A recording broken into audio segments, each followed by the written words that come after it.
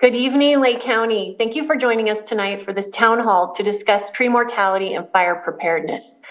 I'm Jessica Pyska. I'm the District 5 Supervisor and Vice Chair of the Risk Reduction Authority. This event has been created by the Lake County Risk Reduction Authority and the Tree Mortality Task Force that has been recently formed in response to the extensive die-off of so many of our trees. We are incredibly fortunate here in Lake County to have so many dedicated professionals and volunteers who are committed to working toward a more fire-safe community. And tonight, we bring you many of the resources and programs that have been developed to do just that. Tonight, I am pleased to welcome our UC Extension Forester and entomologist, Dr. Mike Jones, who will be discussing the science behind what is happening. We will also hear from PG&E with updates on their vegetation program. Chief Paul Duncan will give an early fire season update and on community resiliency projects. Korinn Woodard with resources for large property owners, and Clerk, Clear Lake Environmental Research Center, and Terra Tribal EcoRestoration Alliance will give summaries of their projects. We will have a few minutes at the end. If you have questions, you can put them in the Q&A chat. I want to thank everybody who collaborated on this event, including North Coast Opportunities and Tammy Alexey, for all of her hard work and attention to this project. Let's get started with Dr. Mike Jones. Good evening. Thank you, Supervisor Pyska. I appreciate you having me here and giving me the opportunity to talk about the conifer mortality that we're experiencing in Lake County. So I'm going to start my presentation. I will turn off my camera just to help with streaming. Just wanted to see what I look like. All right. So as I was introduced, my name is Michael Jones. I am the UC Cooperative Extension Forest Advisor for Lake County. And my background is forest health. I'm an entomologist by training, and so I specialize in forest pest disease and integrated pest management. So I'll be talking generally about conifer mortality in Lake County, and trying to introduce a little bit the ecology and the biology behind the current infestation that we're experiencing. So as an entomologist, I always have to kind of step back and kind of give context to the current situation. And so I like to step back and think about from a holistic, that 30,000 foot view, and we're thinking about really what this is as a forest health issue. And when we think about forest health, that means a lot of different things, but it's important to remember that forests are dynamic. So even though we think that the green is the permanent thing, that forests are actually changing rapidly, right? Even though we can't necessarily detect that, they're very dynamic systems. Disturbances are incredibly important in forests. And so for us, we're a fire adapted ecosystem. So fire is crucial in the health of our forests. And so are other types of disturbances we'll talk about tonight. And when we think about forests and forest health in particular, we really are thinking about this from two perspectives. From an ecological perspective, in which there's these natural processes that lead to sustainable ecological conditions. So fire and insects and diseases, for example, are ecological processes that create these forest conditions. And then a utilitarian perspective, in which we're thinking about the forest from our perspective. How do we value the forest? How do we gain resources, or what do we want from our forest systems? And these can work against each other, or they can be synergistic, and we'll kind of talk about that. And this is an important way that we think about this because, as I'll explain later, it really dictates how we think about managing our forests and what we do when we have outbreaks and infestations like we're currently experiencing. So let's focus on the idea of what disturbances are. They can be abiotic. So it can be things like weather, which I'm sure we're all familiar with these kinds of concepts, but it can be weather, and you know, that's a lot of different things. Climate change, for example, drought, which we're all very familiar with, and is perhaps one of the most important abiotic disturbances that are currently affecting our forests in California. Fire, also equally as a significant factor right now. And asteroids, I'm not going to talk about that, but if anybody's familiar with Tunguska, you can think about that kind of impact on a forest ecosystem. So this is fire impact. So the other kind of aspect that we're going to think about, and what's really important in our conversation tonight, is those biotic disturbances. So anthropogenic, us, we certainly are a huge disturbance in these ecosystems, and it can be good, bad, or maybe we don't think about it good or bad, but it certainly does influence the way the forests look today, and how their health is currently affected. But then animals like bears or squirrels or things like that can do damage to trees or forest ecosystems. And then specifically, we're going to be focusing on insects and diseases, insects in particular. So again, thinking back to those two perspectives that when we talk about and look at forest health, we really want to think about it from two ways. And I focus in on this, again, because it's really important when we think about insects is that all we see right now are the dead trees on the landscape, and we know that they're caused by bark beetles and forest pests, and it's really kind of perceived, and it really does have a negative impact on us because it's a direct impact. But it's really important to remember that insects are a natural disturbance. The insects that we are observing and detecting in this current infestation are all native, and so they're serving a really important ecological process in which they're a disturbance that helps maintain that dynamic heterogeneity in forest structure. And not only that, but they serve as food for wildlife. They help to cull out or remove dead, dying, diseased trees from these ecosystems for nutrient cycling and helping maintain healthy systems. So they're really important. They have a really important role, and they're crucial to maintaining the health of these systems. So it's not that they're necessarily bad. It's just that from a utilitarian perspective, they become pests because they create economic impacts, and that we're directly competing with them for resources, right? So, for example, like if you're producing timber and you have a bark beetle outbreak, it's impeding your ability to produce timber, or if you have aesthetic or recreation value, or really what we're worried about in context for tonight's talk is wildfire risk. And so thinking about how having all these dead, dying trees on landscapes creates a fire risk. You know, it's not that insects are inherently bad, it's just that when they directly compete with us, it becomes an issue. Particularly when we live and work in the same kind of places that the mortality is occurring. So, right, we're currently experiencing landscape level conifer mortality. How do we get to this point? So insects, as I mentioned, insects are on the landscape. They're always here. It's not like they just appear out of nowhere. They're always here, but you don't see a lot of mortality all the time. What happens is that those disturbances that we talked about have to align, right? So we have to have a lot of different factors come into play, and we will certainly, I'm sure all of you can think about a lot right now that have created the conditions, but they all have to come to align and create ideal conditions for bark beetle outbreaks to occur or for mortality to occur on the landscape.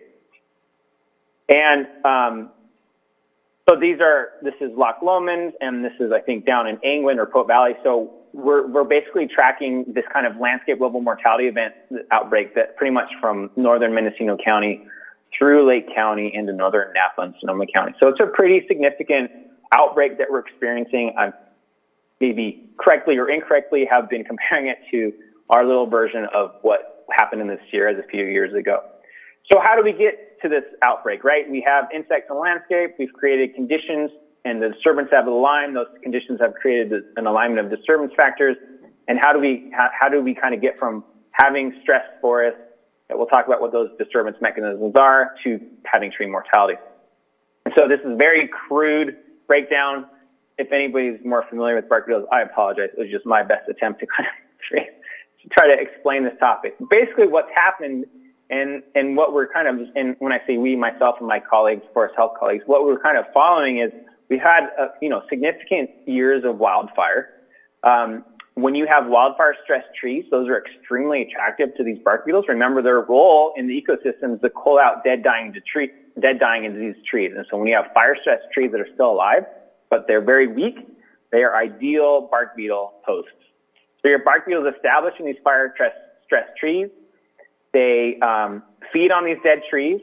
They can complete multiple generations each year. And as they kind of infest this tree in the system, they spread to all the other fire-stressed trees, and eventually they run out of host resources. As they run out of host resources, they expand or spread.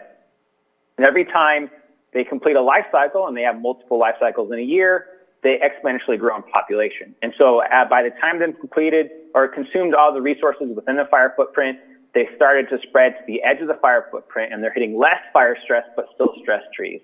And they're attacking those trees. And now because their population is really high, these trees are healthier, they use a strategy called mass attack. And basically what that means is all the beetles collectively attack one tree at a time, or not one tree, but in this scenario, we're focusing on one tree. All these beetles will attack one tree at a time. If the tree is really healthy and vigorous, it will pitch them out. So it physically pushes the beetles out of the tree as they're chewing into the tree. And this is the sap. If the tree is stressed, either because it's fire damaged or it's in a crowded, dense forest that's competing for resources, or it's water stressed because of drought, it doesn't produce that pitch, and these beetles can successfully colonize that tree. As their numbers build up inside that tree, remember exponential growth, all that feeding eventually kills that tree. And this is a positive feedback loop. So each time they infest a tree and successfully colonize, reproduce, they produce an exponential number more beetles. And so you can see how you can start with a couple beetles finding a fire-stressed tree to this rapid population growth to the point where they're taking out what are fire-stressed trees, then trees that are near fire stress, to drought-stressed trees, to now their populations are very robust and they're spreading across the landscape, and they have the capacity to start infesting and potentially killing trees that are healthier, even though I guess I would argue that there aren't very many healthy trees in our forests right now, but trees that you would think would persist are susceptible and becoming infested and killed by the bark beetles. So that's how it works. It's a positive feedback loop. As their populations grow up, bigger and bigger, they can infest more areas they cover, they get larger and larger, and eventually get to the point where you have these massive landscape level bark beetle outbreaks and extensive conifer mortality. These outbreaks do not end through any kind of management practice. They end usually when you have conditions change such that you either, they run out of host material, they've killed all the trees that they can infest, or you have precipitation, so you reduce drought stress, or you have a fire that kills a lot of the populations.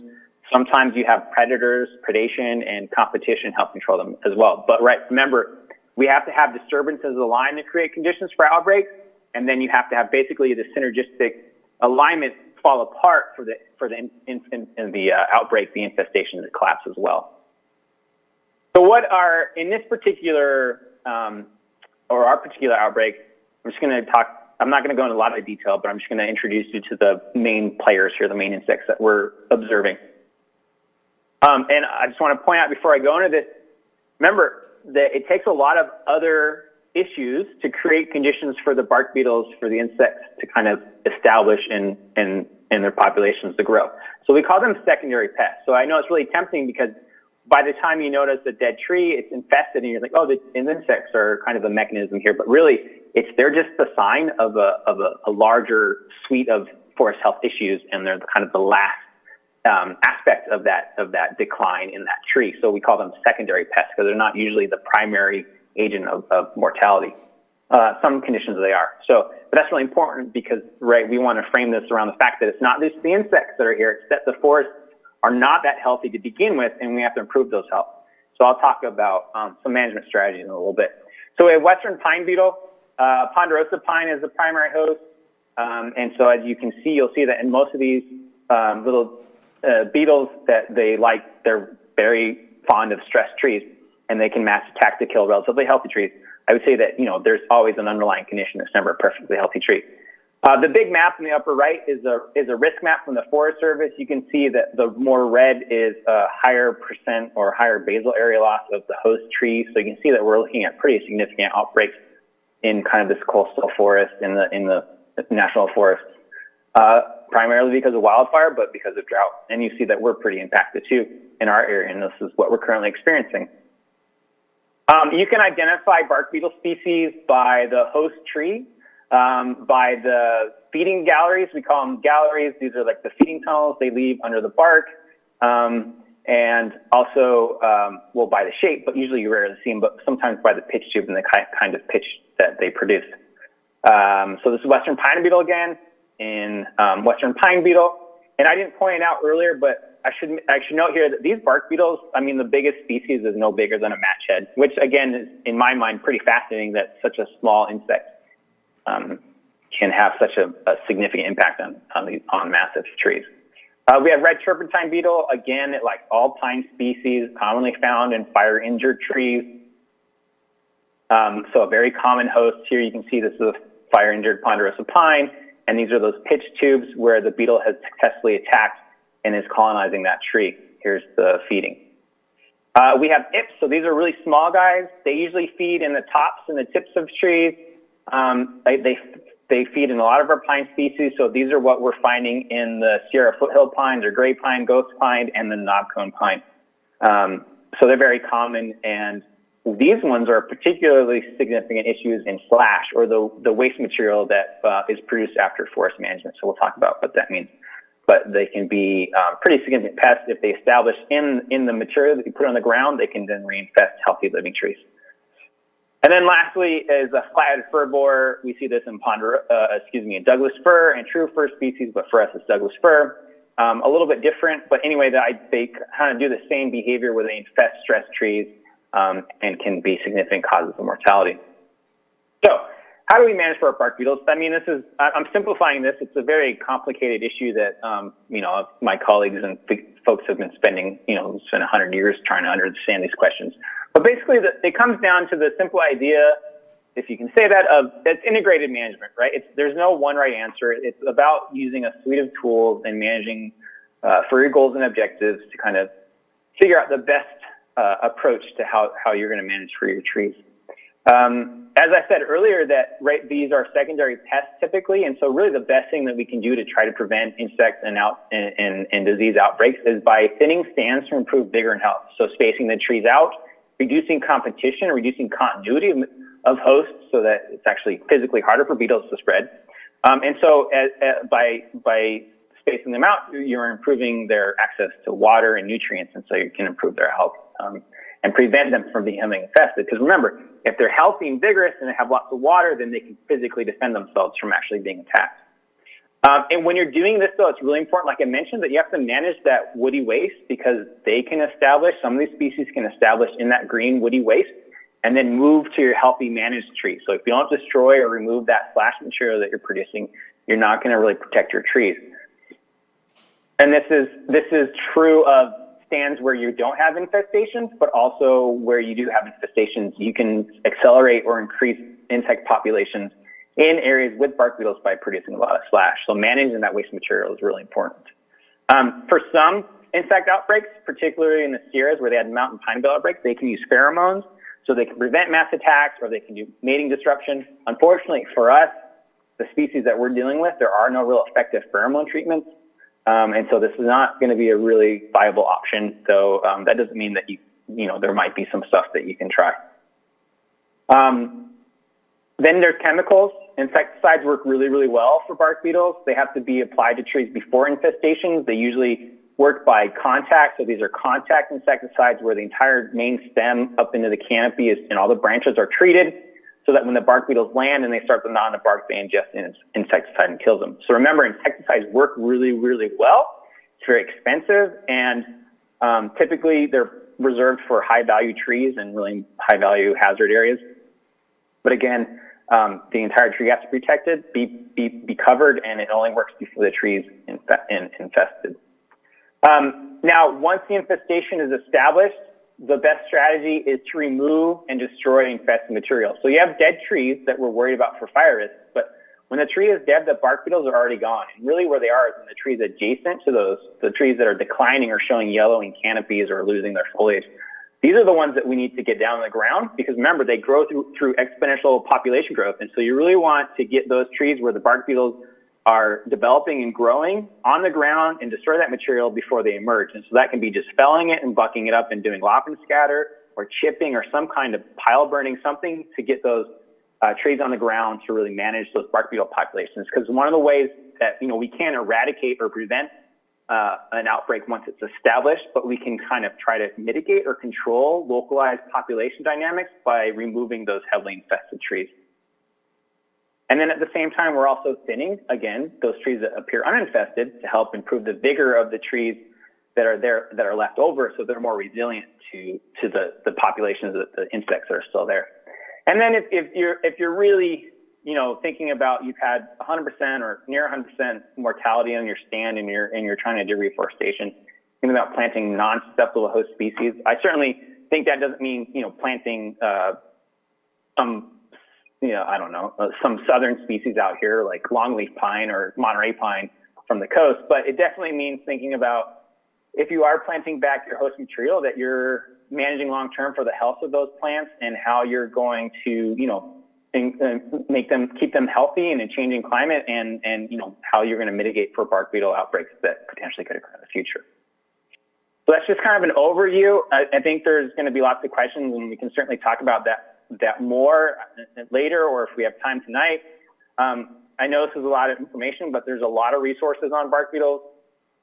I have a lot of information on our UCCE Mendocino website, and there's a lot of great stuff from the Forest Service about managing for these. I suppose there'll be some literature produced from this town hall, and I can have it put in there, or I can put it in the chat box right now. It depends on how Supervisor Pyska wants to deal with this, but there's a lot of good information to help you kind of understand the bark beetle infestation and thinking about managing it. So thank you. I know that was a lot in a short amount of time, but that's kind of the way it works sometimes. If anybody has any questions, if we have time, I'd be more than happy to take them or save them for later. So thank you. All right, well, thank you so much. Just a quick mic check. Can everyone hear me? Yes, we're hearing you well, Melinda. Thank you. Okay, great. Thank you very much. So thank you so much to the Tree Mortality Task Force, County of Lake, Supervisor Pyska, and to all of our community partners for allowing us to participate in this forum this evening. So we do not have a PowerPoint presentation to share with you this evening, but we did want to provide work that we are doing in this area. I'm getting in a message just to audio in a moment, but wanted to let folks know that PG&E is conducting or has completed rather, a mid-cycle patrol up in the Cobb area this year. Our mid-cycle patrol it's a mid-year patrol that we do just to check and make sure that the trees are looking good near our utility lines. This year, when we did our mid-cycle patrol, we found an exponential number of trees that were dead or dying as a result of drought or as a result of beetle kill. It really was a multiple number of trees from what we have previously found in prior years. So because of this exponential number of trees that we identified as dead or dying, we are making plans now to mobilize additional tree crews. I'm joined tonight by my colleague, Dan Kidda, who is the Regional Manager for Vegetation Management in Lake County and Sonoma County for PG&E. He'll be able to talk more about the timelines of this work as it starts to roll out.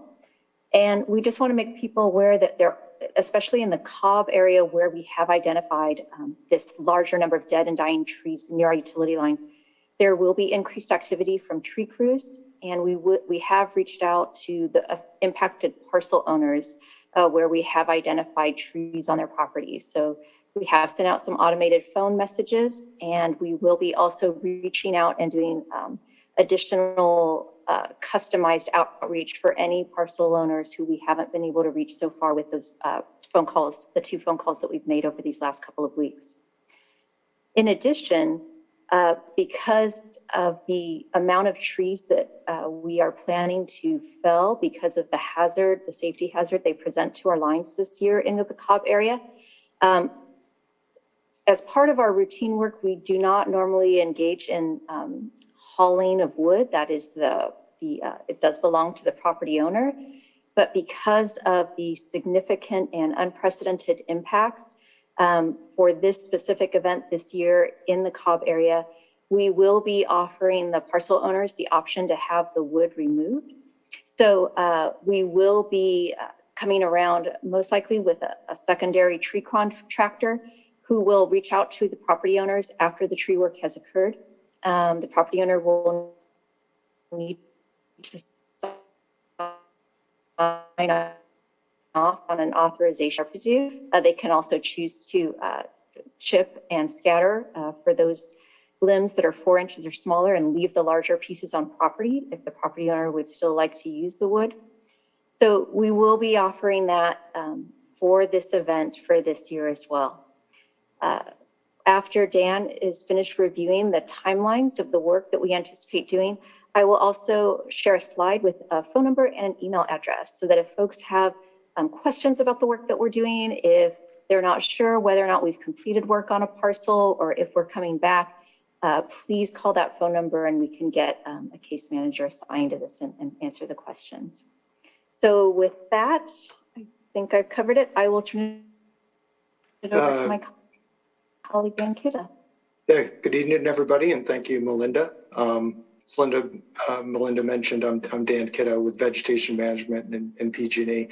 And before I talk a little bit about our schedule, I just wanted to describe some of the programs I'll be reporting out on. Melinda did mention our mid-cycle program, and we have several, a number of programs in vegetation management. And so the three I'll mention is our routine maintenance program, which involves an inspection of all overhead line on our distribution lines. And you know, and the scope of that is to identify any trees that need trimming to maintain our clearance requirements, and also identifying dead, dying, diseased, defective trees. Additionally, we have our mid-cycle program, and this, you know, started, you know, more than 10 years ago when we started seeing the drought conditions. You know, we recognized that just going through annually was not thorough enough to pick up all the trees. Trees were dying so quickly, and unfortunately, it's the case we're seeing in parts of Lake County.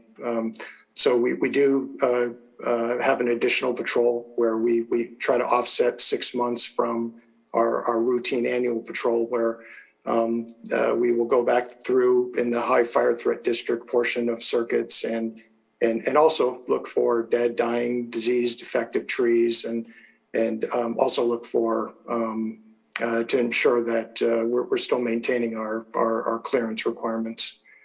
And then the third program I'll mention tonight is our enhanced vegetation management program, which is even more focused in areas of the high fire threat, where it includes the scope of the routine and the mid-cycle, but additionally, we also look to remove all overhanging tree parts from our facilities. And again, that's in addition to identifying and mitigating dead, dying, diseased, defective trees.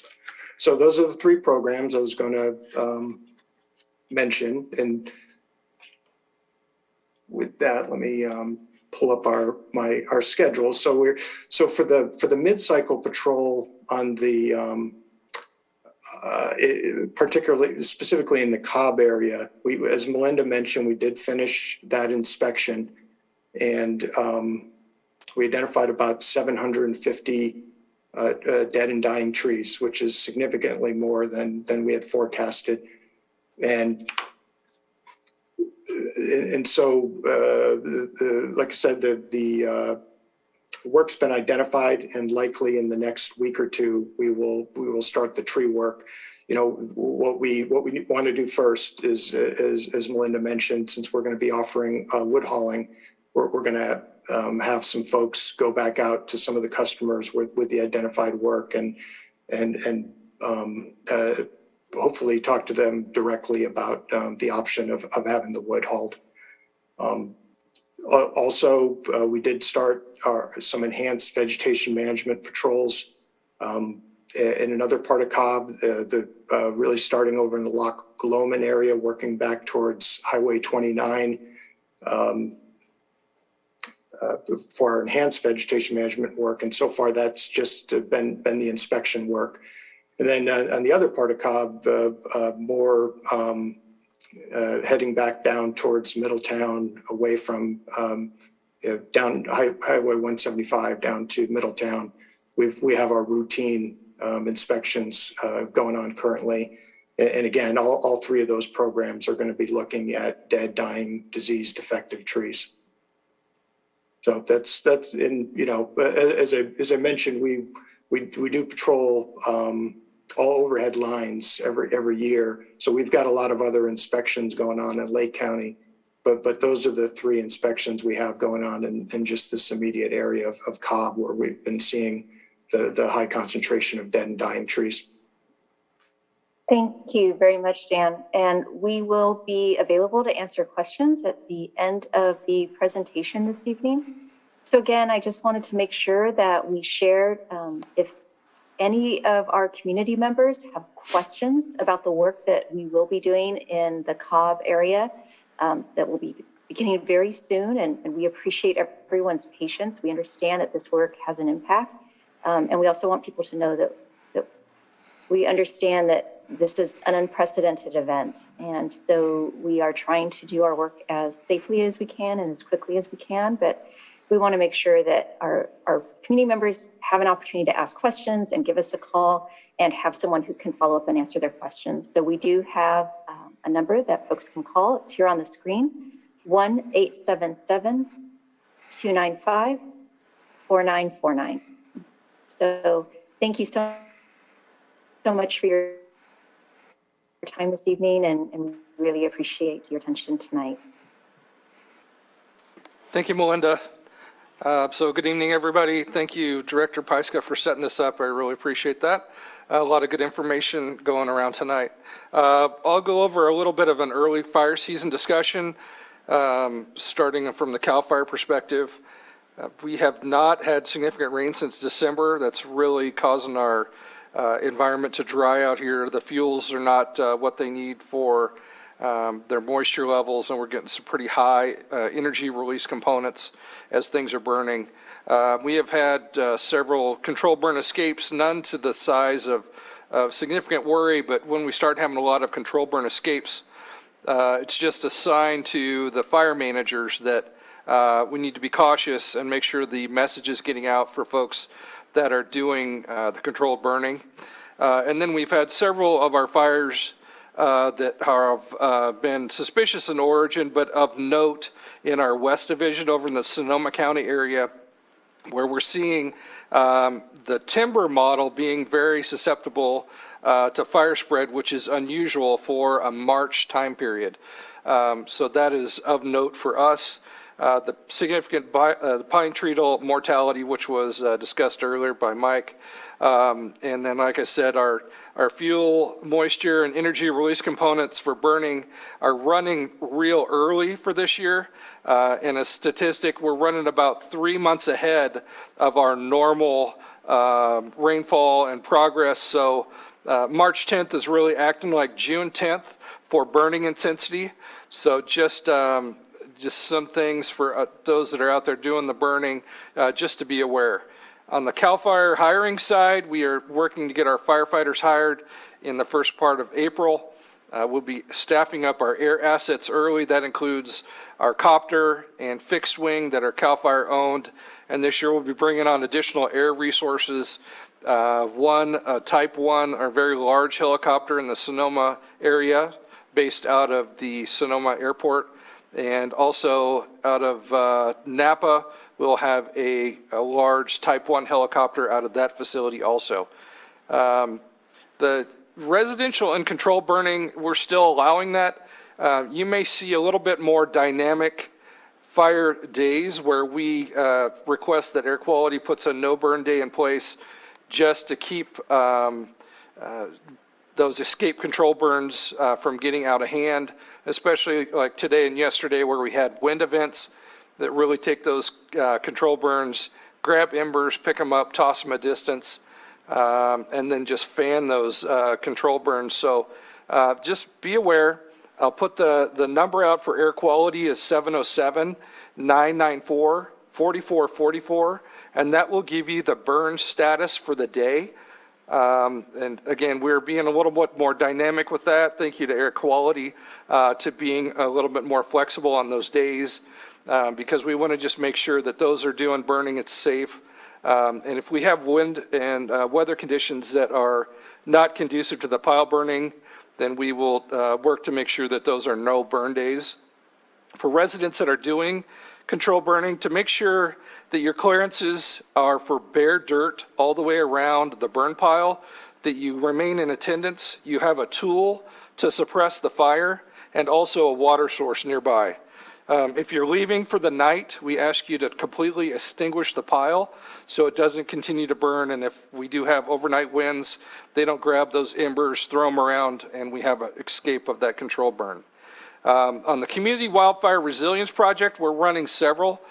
There's an air curtain burner that's been brought into the county, and while our logistics and locations are still being finalized, we intend to be ready for local disposal of tree debris around the middle of April, and that'll be through the Cobb Area Council Forest Resilient Program.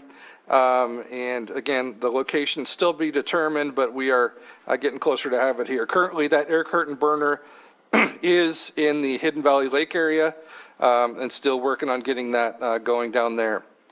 Defensible space inspections will be conducted by the department, and while we're waiting for our personnel to be hired on that yearly process, they will be going through neighborhoods and working with homeowners to reduce their community and home hazards. So if they come around, feel free to have a discussion with them on things you can do as landowners, homeowners to make your property safer. They should be handing out equipment and having dialogue with the local residents. On the local egress and fire safe corridors, through a grant, South Lake County Fire obtained an excavator and masticator to be used on our local escape corridors to increase the roadway clearances. We're still waiting for delivery of that equipment, but once it is here, we'll be working in and around communities and those escape corridors to improve safety of the roadways. Also on the South Lake side, the Operation Force Multiplier is a program that we had through the South Lake District where we hand out tools and fire extinguishers to residents through a grant. That program was paused due to delays in equipment delivery, but we look to get that back up and running before summer. And again, it puts the tools and extinguishers in the hands of residents to allow them to put a fire out or suppress it while the fire is small. We'll still come out there and assist with the extinguishment, but it does really help to keep those fires small. And we've been working over the winter on communications hardening. So those are increased clearances around our critical communications infrastructure, just so we don't have failure of those during a fire event. Just in closing, just be a good neighbor. That's what I ask. If you have a lot that's covered with tree debris, high weeds, brush, work to get those hazards removed and the community safer. Community safety is really about everybody in the community. It's not just one person, and it does take a whole group. So if you have a neighbor who has a hazardous lot, you can't have a dialogue with them. They don't want to clear it up and reduce that hazard. You can make a report to the county code enforcement. They have a link to that on the Fire Safe, Lake County Fire Safe page, and it is under About, then under Hazardous Vegetation Abatement, and then Report a Hazard. On that complaint page, you can choose Substandard Property Report, and that will get that property reported to Community Development, and we work on getting that cleared up. Again, I thank you for the time, a little bit early, but I'll be happy to answer questions towards the end of the event if there are some. Thank you. Good evening. I'm Korinn Woodard. I'm the District Conservationist for the Natural Resources Conservation Service here in Lake County. That's NRCS in government acronym speak. We are part of the United States Department of Agriculture. And what we do is we provide farmers and ranchers with financial and technical assistance to voluntarily put conservation on the ground. And our conservation work is intended to help both agricultural operations and the environment. So how does that relate to forestry? Well, we consider forestry agriculture. If you have trees or you have property that is capable of growing trees, you are considered a farmer. So how can we help you? A couple different ways. We have, I'm going to cover two different things kind of briefly. One, cost share programs and technical assistance. So cost share incentive programs, we offer financial assistance to help landowners address forest health issues. This could be removing dead and dying trees from beetle mortality. This could be thinning overcrowded forests to help with fuel load issues, thinning and removing understory to reduce ladder fuels, We've done a lot of post-fire work and forest restoration, and also replanting trees. That's just a kind of a short summary of our forestry related work. But all of those things are potential things that we can cost share on. The downside of this, and the reason that I think the title on the agenda says resources for larger landowners next to my name, is because we can't treat or do work inside of the defensible space envelope of structures. So that's one downside, but anybody who's got several acres and they, or more, hundreds of acres, doesn't matter, and they want to do some forest health work or treat some, dead and dying trees, we are available to help. The other kind of downside is that we're not necessarily fast. We're kind of looking at the longer term, longer term picture. And then the other way that we can help you is technical assistance. And this is available to anyone. It doesn't have to be, we can look at anything. You don't have to be looking for money, but we're here to, come out if you have questions about tree health or forest health or, doing some thinning or anything like that. We do have resources available. We have a forester, not on staff in Lake County, but one that covers our area. I have a forestry technician that works for me, as well as myself and some other staff. So we are available to make site visits. If people have questions and just want, want some further information about good things to do or not to do in many cases. So thank you. And I'm happy to answer any questions in the chat or later on. Thanks, Korinn. I'm Laurel Bard, the Fire and Forestry Project Coordinator at Clear Lake Environmental Research Center, also known as Clerk. Clerk is a local Lake County nonprofit that deals with fuel reduction and fire resiliency projects, among other things related to water testing in the lake. And I'm here to present about Clerk's ongoing projects related to a couple grants that we have received. I'm going to share my screen. And I'm going to turn my video off in case, actually I won't, I will keep it on. So Clerk has received a couple grants from CAL FIRE, a fire prevention grant and a forest health grant that we have been using to perform fuel reduction and forest health projects across Lake County. For our fire prevention grant, we are really focusing on that area that sort of is within the defensible space or the wildland urban interface zone. And we're doing this in part because that's the area that you really want to focus on when it comes to wildfire management. It's a good place to put resources. So a couple of our fire prevention grant projects have been the Davis Fuel Break, pictured here by drone. We maintained a 55-acre CAL FIRE fuel break, which is west of the city of Clear Lake, with the intention of creating a location for firefighters to take a stand should a fire come in towards the city of Clear Lake from the wildlands. We have also worked on the Kanakdae interface fuel break. So we maintained approximately 150 acres of CAL FIRE shaded fuel break near the 3 Soda Bay Rivieras.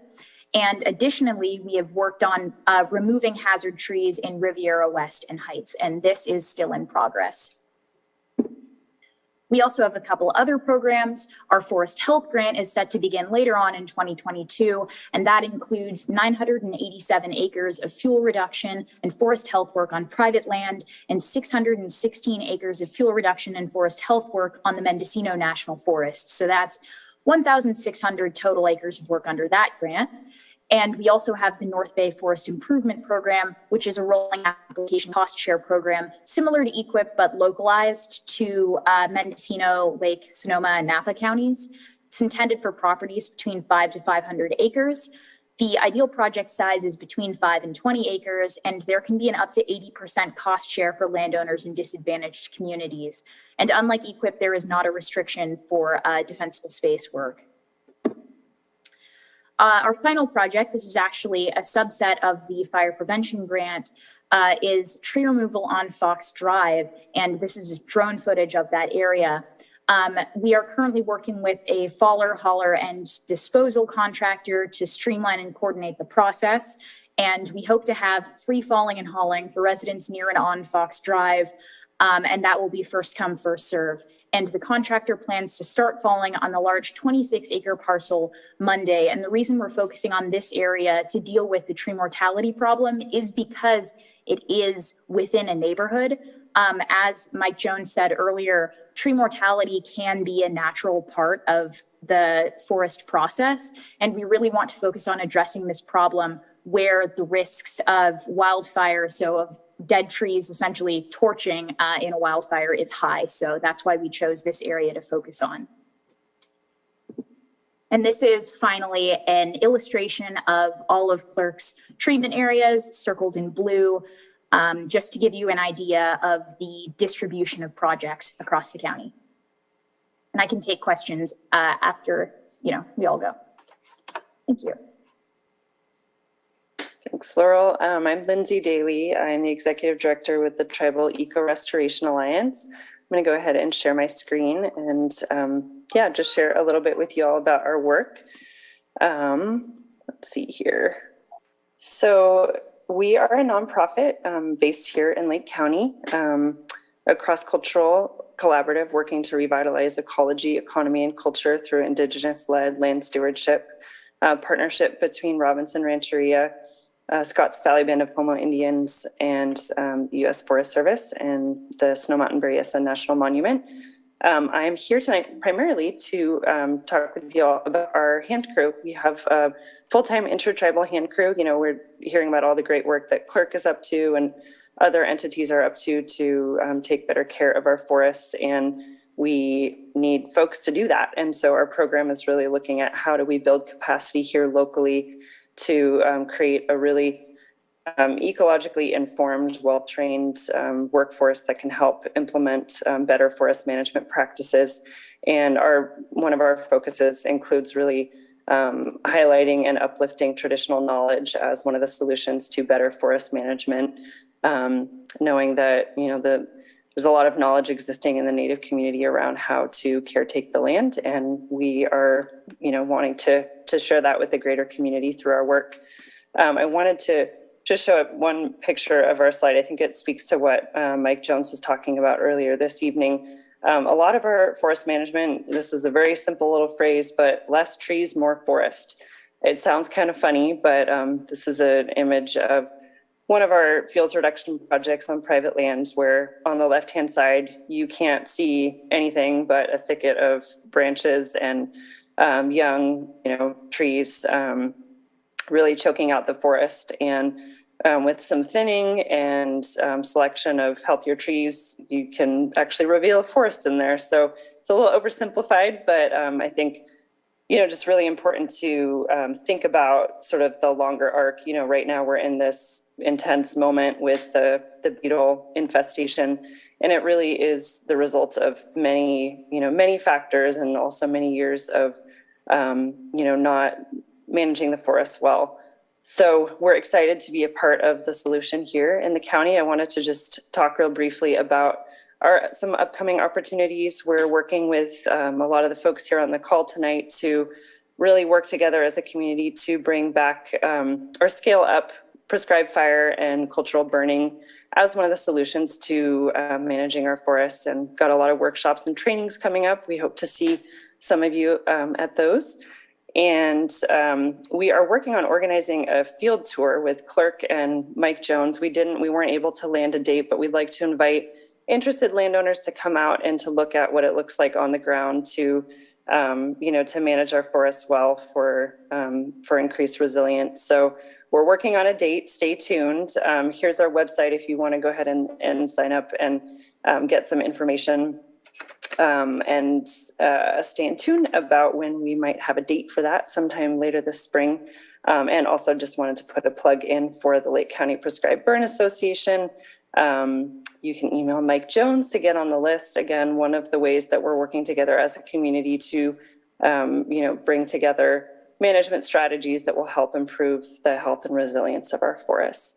So that's what I got. Thanks for inviting me tonight.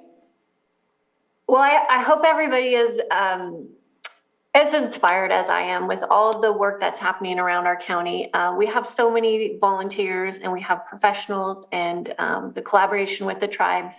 A lot is happening. We take this work very seriously. So I'm delighted that all of you joined us tonight. I'm going to open it up to a couple of questions. I have some questions in the chat and I have 2 hands up in the attendees. So, Kim Cole, are you able to unmute and ask your question? Can you hear me? Yes, I can hear you. Hi, I didn't really have a question. I just wanted to thank you guys for putting on this presentation. Oh, thank you. Okay. Thank you. Have a good evening. I'm so grateful for everyone who's participating, both in the attendees and the panelists. Like, this is the work that we have to do together. As Chief Duncan mentioned, we have to be great neighbors and we have to work together. So I'm just going to go through a couple of the questions that may pertain to everybody in the chat in case people on the phone didn't see the answers or the questions. So one person asked, what is the region covered by the PG&E Cobb area? And what about the trees near lines in the neighborhoods on and around Mount Kanakdae? And Melinda Rivera answered, that's a good question. PG&E has completed the inspection of the trees of the Cobb area, and inspections of the Mount Kanakdae area will begin later this spring. So that is something that we've been talking about and coordinating with PG&E. And so that is on their schedule. So they will be working their way. This survey was for 175 to Kitts Corner, and then they will be working beyond that shortly. Korinn asked, I would love to remove many of my trees and bushes from my residential lot. I cannot do the work myself, and such landscaping is quite costly. There may be grants for farming or large landowners, but homeowners are left on their own. Any suggestions?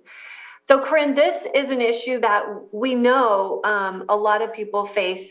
And Tracy Klein from Clerk answered, reach out to Clerk. We are always looking for willing property owners to work with on a fuel reduction and forest health, on fuel reduction and forest health. And I'll just add that that is one of the priorities that we're working towards, is to have some kind of program to assist homeowners that don't have the means to do this clearing. So, you know, we're working on that, and we'll stay connected as we move forward on how that develops. Let's go to the answered questions. We had a question, what predators feed on bark beetles? And Mike Jones answered, a couple common predators are woodpeckers, and they do well during beetle bark outbreaks, predaceous insects and small mammals. And we had a question, do systemic pesticides work on the pine beetle? Systemic insecticides can work if there's good sap flow in a tree, since that is how the chemical is translocated. Generally, topical insecticides are most effective. Then we've got, what is the name of the grant program through NRCS? And Korinn Woodard answered, Environmental Quality Incentive Program, EQIP. So if anybody's interested, you can look that up. And that's, oh, I got some more questions. Is Clerk the only organization offering grants to help homeowners clear their property? I believe currently there were some other grant programs, but they have expired. So Clerk is the one for now, but like I mentioned, we are trying. Oh, Laurel's here. Save me. Thank you, Laurel. Hi, I just wanted to clarify that Clerk isn't a granting agency, so we're not actually offering grants. What we do is we build grant applications and then send those off to CAL FIRE or other large agencies, and then do that work if we are awarded those grants once we apply. Right now, our grant programs generally are full, so so we're working on the fire prevention and the forest health grant, and those have already been applied for. So the areas that we're working on have already been sort of predetermined, but you're welcome to reach out to us, and I will put our website in the chat. And you can reach out to us via our contact form to let us know that you're interested in working with us, and we can schedule a site visit, learn more about your property, and potentially direct you either to future grant programs or to programs that we already have or are tangentially involved with that might help you. Great, thank you, Laurel. Rachel Elkins has put this in the comments, so I'm going to read it out to you. Wait a minute, where'd it go? There it is. UC Cooperative Extension in Lake County has an excellent fire safe calendar available at the UCC office on Lakeport Boulevard. The calendar provides details on how to make your landscape fire safe and was written and produced by the UCCE Master Garden Program. Contact our office at 707-263-6883. And that's a good point, Rachel. Thanks for bringing that up.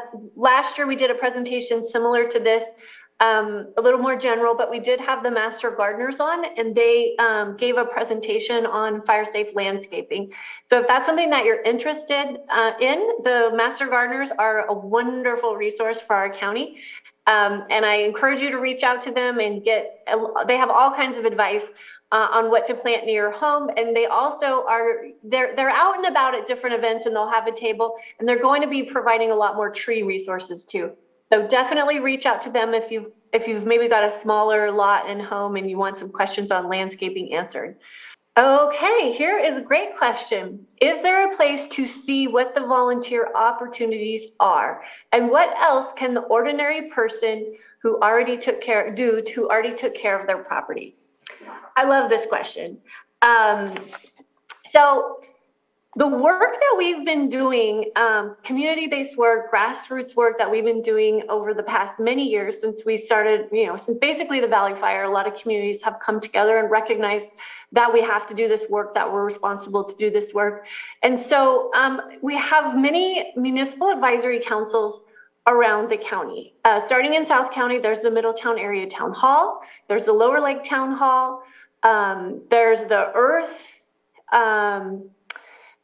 I think that's there's Clear Lake Oaks, Nice Lucerne, Upper Lake, Spring Valley, Scotts Valley, and then there's the Cobb Area Council. So I encourage you to reach out to your town halls if you're part of one. If you're not, we have the Lake County Fire Safe Council meets, it met earlier today, so it meets monthly, and that is open to anybody that wants to join. And you can go to firesafelake.org for more information on those meetings. And actually, if we can get firesafelake.org in the chat, that is a wonderful resource for everybody that lives in the county. It has pretty much everything that you need to know, and a lot of the contacts and ways to work.